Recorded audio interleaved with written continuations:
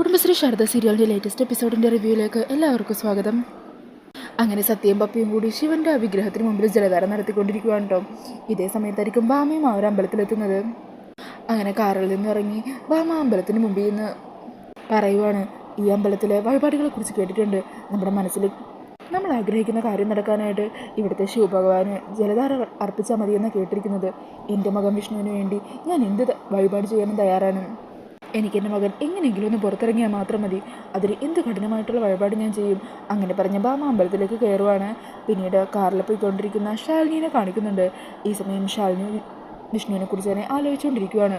ശാലിനി പറയുക, പാവൻ്റെ വിഷ്ണുവേട്ടൻ ആ മനസ്സ് ആകെ ആടി ഒളിഞ്ഞിരിക്കുമായിരിക്കും. പുറത്ത് നടക്കുന്നത് എന്തൊക്കെയാണെന്നറിയാതെ ആ പാവം വല്ലാതെ വേദനിക്കുന്നുണ്ടാവും. ചന്ദ്രബോസ് ആണെങ്കിൽ വിഷ്ണുവേട്ടൻ എങ്ങനെയെങ്കിലും ഉപദ്രവിക്കാൻ വേണ്ടി തക്കം പാർത്ത് നടക്കുവാണ്. എൻ്റെ കളക്ടർ പദവി ഒന്നുകൊണ്ട് മാത്രം അയാളിപ്പോൾ അടങ്ങി ഒതുങ്ങിയിരിക്കുന്നത്. അധികം നാളെ വിഷ്ണുവേട്ടനെ ലോക്കപ്പിൽ കിടത്താൻ പറ്റില്ല. എത്രയും പെട്ടെന്ന് തന്നെ എൻ്റെ വിഷ്ണുവേട്ടനെ രക്ഷിക്കാനായിട്ടുള്ള തെളിവുകൾ കണ്ടെത്തിയേ പറ്റൂ. എനിക്ക് എങ്ങനെയെങ്കിലും എൻ്റെ വിഷ്ണുവേട്ടനെ പുറത്തിറക്കണം. പിന്നീട് കാണിക്കുന്നത് അമ്പലത്തിലെത്തി. അവിടെയെല്ലാം പ്രദക്ഷിണം വെച്ചുകൊണ്ടിരിക്കുന്ന ഭാമേനെയാണ് കേട്ടോ. അങ്ങനെ അവിടെയെല്ലാം ചുറ്റി ശിവഭഗവാനെ അങ്ങോട്ടേക്ക് വരുമ്പോഴായിരിക്കും അവിടെ ജലധാര നടത്തിക്കൊണ്ടിരിക്കുന്ന സത്യനെയും പപ്പീനെയും ഭാമ കാണുന്നത്. ഭഗവാനെ, കുട്ടികൾ രണ്ടാളും എനിക്ക് മുമ്പേ ഇവിടെ എത്തി വഴിപാട് നടത്തി തുടങ്ങിയോ? ഈ സമയം പപ്പയാണെങ്കിൽ അവിടെ വെള്ളം ഒഴിച്ചുകൊണ്ടിരിക്കുമ്പോൾ പറഞ്ഞുകൊണ്ടിരിക്കുക, ഓം നമ ശിവായ, എൻ്റെ വിഷ്ണു അച്ഛനെ എങ്ങനെയെങ്കിലും പുറത്തിറക്കണേ, വിഷ്ണു അച്ഛൻ രക്ഷപ്പെട്ടു വരണേ എന്നൊക്കെ പറഞ്ഞ് പ്രാർത്ഥിച്ചുകൊണ്ടിരിക്കുക. ഈ സമയം സത്യം പറയണേ, ബിഗ് ഫ്രണ്ടിനെ എത്രയും വേഗം പുറത്തിറക്കണേ ഭഗവാനെ എന്നും പറഞ്ഞ് സത്യം പ്രാർത്ഥിക്കുകയാണ്. ഇതെല്ലാം കേൾക്കുമ്പോൾ ഭാമക്ക് വല്ലാത്ത സങ്കടവും കുറ്റബോധമൊക്കെ തോന്നുവാണ് കേട്ടോ. ഭഗവാനെ, ഞാൻ പ്രാർത്ഥിക്കാൻ വരുന്നതിന് മുമ്പ് തന്നെ ആ കുട്ടികൾ വന്നു. വിഷ്ണുവിനെ പുറത്തിറക്കാനായിട്ട് അവർ രണ്ടാളും ഒത്തൊരുമയോടുകൂടി ജലധാര നടത്തുന്നു. ഇത്രയും നാൾ ഞാൻ ആ കുട്ടികളോട് പോലും കാണിച്ചത് എന്തായിരുന്നു? അവരുടെ മനസ്സിൻ്റെ വലിപ്പം കാണുമ്പോൾ ഈ സത്യഭാമ ഒന്നുമല്ലാതായി പോകുക. അല്ലെങ്കിലും അവരവരുടെ വിഷ്ണു അച്ഛന് വേണ്ടിയല്ലേ ചെയ്യുന്നത്. ഒരാൾ അയാളുടെ ബിഗ് ഫ്രണ്ടിന് വേണ്ടിയും. എൻ്റെ പ്രാർത്ഥനയെക്കാളും കുട്ടികളുടെ പ്രാർത്ഥന ഭഗവാൻ ആദ്യം കേൾക്കുമെങ്കിൽ അങ്ങനെ തന്നെ ആയിക്കോട്ടെ. എനിക്ക് അതിൽ സന്തോഷം മാത്രമേ ഉള്ളൂ. എങ്ങനെയെങ്കിലും എൻ്റെ അമ്മ പുറത്തിറങ്ങിയാൽ മതി. അങ്ങനെ പറഞ്ഞ ഭാമ നേരെ കുട്ടികളുടെ അരികിലേക്ക് ചെല്ലുക. മക്കളെ, അന്നേരം രണ്ടാളും സത്യാമ്മേനെ കണ്ട് ഞെട്ടി നിൽക്കുവാണ് കേട്ടോ. അല്ല, ഇതാര് സത്യാമ്മയോ? സത്യാമ്മ എന്താ ഇവിടെ വന്നത്? വിഷ്ണു അച്ഛന് വേണ്ടി വഴിപാട് നടത്താനാണോ? അതേ മക്കളെ, നിങ്ങളിവിടെ വന്ന് വിഷ്ണുവിന് വേണ്ടി വഴിപാട് നടത്തുവാണല്ലോ. അത് കണ്ടപ്പോൾ ഈ സത്യാമ്മക്ക് ഒത്തിരി സന്തോഷമായി. ഇത്ര ഒത്തൊരുമയുള്ള നിങ്ങൾ രണ്ടാളെയും ഞാൻ എന്തൊക്കെ പറഞ്ഞിട്ടുണ്ട്, പരസ്പരം വേർപെടുത്താനും നോക്കിയിട്ടില്ലേ? അതൊക്കെ തെറ്റായി പോയിന്ന് സത്യാമ്മക്ക് മനസ്സിലായി മക്കളെ. അങ്ങനെ പറഞ്ഞ് സത്യയുടെയും പപ്പിയുടെയും തലയിൽ ഇങ്ങനെ തലോടുവാണ് കേട്ടോ. കൂട്ടുകാരായ ഇങ്ങനെ തന്നെ വേണം. ഈ സമയം സത്യ പറയുവാണ്, പപ്പി എൻ്റെ ഫ്രണ്ട് ആയതുകൊണ്ട് മാത്രമല്ല, ബിഗ് ഫ്രണ്ടിന് കൂടി വേണ്ടിയാണ് ഞാൻ ഇതെല്ലാം ചെയ്യുന്നത്. സത്യാമ്മയും വഴിപാട് നടത്താനല്ലേ വന്നത്. സത്യാമ്മക്ക് വഴിപാട് നടത്താനുള്ള വെള്ളം ഞങ്ങൾ കോരിക്കൊണ്ടുവരാം. ദാ ഈ വെള്ളം സത്യാമ്മ തന്നെ ധാരയായിട്ട് ഭഗവാൻ ഒഴിച്ചു കൊടുത്തോളൂ. അന്നേരം ഭാമ പറയണേ, അത് വേണ്ട മക്കളെ, നിങ്ങൾ ഇത്രയും നേരം വഴിപാട് നടത്തി ക്ഷീണിച്ചതല്ലേ. ആ സമയം പപ്പി പറയണേ, അതൊന്നും സാരമില്ല സത്യാമ്മേ, ഒത്തിരി കഷ്ടപ്പെട്ടാലേ ഭഗവാൻ നമ്മുടെ പ്രാർത്ഥന കേൾക്കൂ. വിഷ്ണു അച്ഛന് വേണ്ടി എത്ര കഷ്ടപ്പെടാനും ഞങ്ങൾ തയ്യാറാ. സത്യാമ്മ ഇങ്ങോട്ട് വാ, എന്നിട്ട് വന്ന് ധാര നടത്തിക്കോ, ഞങ്ങൾ പോയി വെള്ളം എടുത്തിട്ട് വരാം എന്ന് പറഞ്ഞ് രണ്ട് കുട്ടികളും കൂടി അവിടെ നിന്ന് ഓടിപ്പോകുവാണ്. ഈ സമയം ഭാമ പറയണേ, എൻ്റെ ഈശ്വര, ഇത്ര നാളം ഞാനൊരു മൂഢലോകത്തായിരുന്നു. അഹങ്കാരം കൊണ്ട് എൻ്റെ കണ്ണ് മൂടിക്കിടക്കുമായിരുന്നു. ഈ കുട്ടികളുടെ മനസ്സിൻ്റെ വലിപ്പം പോലും ഞാൻ കാണിച്ചിട്ടില്ല. വലിയ തെറ്റുകൾ ചെയ്തു കൂട്ടി. അതിൻ്റെയൊക്കെ ഫലമായിട്ടാണ് എൻ്റെ മോൻ വിഷ്ണു ഇപ്പോൾ ജയിലിൽ കിടക്കുന്നത്. ഞാൻ ചെയ്ത തെറ്റിന് നീ എന്നെ എത്ര വേണമെങ്കിലും ശിക്ഷിച്ചോ. എൻ്റെ മോനെ ഇനിയെങ്കിലും ശിക്ഷിക്കരുത്. അവനെ നീ എങ്ങനെയെങ്കിലും പുറത്തിറക്കണം.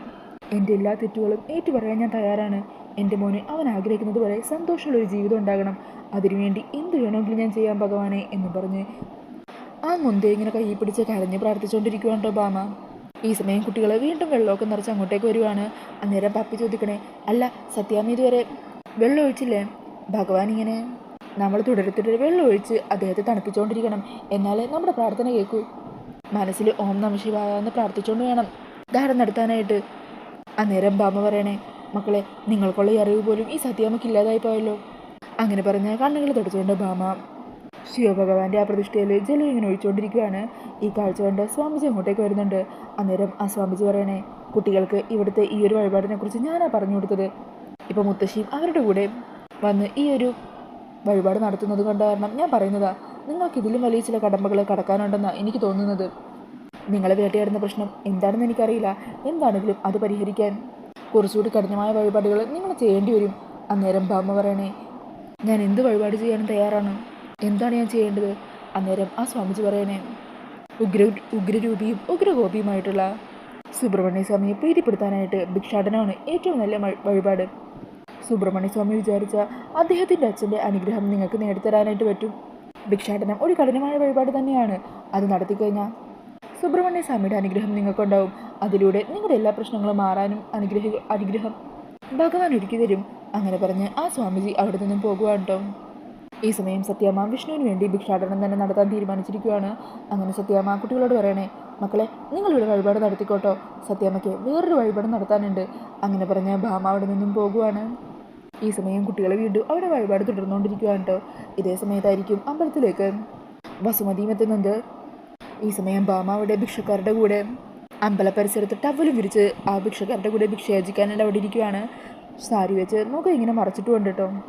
ഈ സമയം അതുവഴി പോകുന്ന ചിലരൊക്കെ ഭാമക്ക് 1 രൂപ നാണയമൊക്കെ ഇങ്ങനെ എറിഞ്ഞിട്ട് കൊടുക്കുന്നുണ്ട്. അങ്ങനെ ആ ഒരു നാണയം കയ്യിലെടുത്ത് ഭാമ കരഞ്ഞുകൊണ്ട് പറയണേ, ഇപ്പോൾ ഈ 1 രൂപ നാണയത്തിന് 1 കോടി രൂപയുടെ വിലയുണ്ട് എനിക്ക്. എൻ്റെ മോൻ്റെ ജീവൻ്റെ വില.